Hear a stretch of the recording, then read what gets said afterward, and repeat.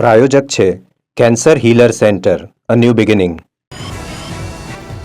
રાજકોટના મવડી રોડ પર ભયાવહ અકસ્માતનો કેસ. માલવીયાનગર પોલીસે 2 વિરુદ્ધ દાખલ કર્યો છે ગુનો.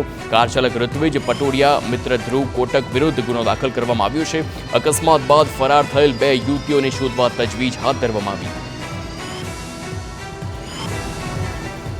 બેફામ નબીરાએ 100થી વધારે સ્પીડે કાર ચલાવીને અકસ્માત સર્જ્યો હોય તે વાત સામે આવી છે. 69 વર્ષીય વૃદ્ધને અડફેટે લેતા ઘટના સ્થળે જ મોત નીપજ્યું છે.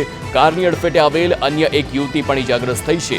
કાર ચાલક નશામાં ધૂત હોવાનો સ્થાનિકોનો આરોપ છે.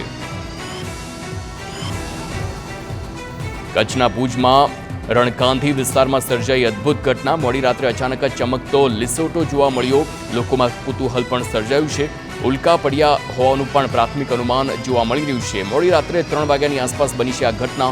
ચમકતા લીસોટાના સીસીટીવી પણ સામે આવ્યા છે. સમગ્ર ઘટનાનો વિડીયો સોશિયલ મીડિયામાં વાયરલ. વિધાનસભામાં કલાકારોના સન્માન મુદ્દે ગરમાયું છે રાજકારણ. ઠાકોર સમાજની અવગણના મુદ્દે કોંગ્રેસના ધારાસભ્યનું નિવેદન. ઠાકોર સમાજની અવગણના થઈ તે વાત સાચી છે. સરકાર અને વિધાનસભા અધ્યક્ષ આ અંગે સ્પષ્ટતા કરે. કલાકારોનું અપમાન થયું તે ભૂલ સુધારવી જોઈએ. જે કલાકારો બાકી રહી ગયા છે તેમને સન્માન સાથે આમંત્રણ અપાય.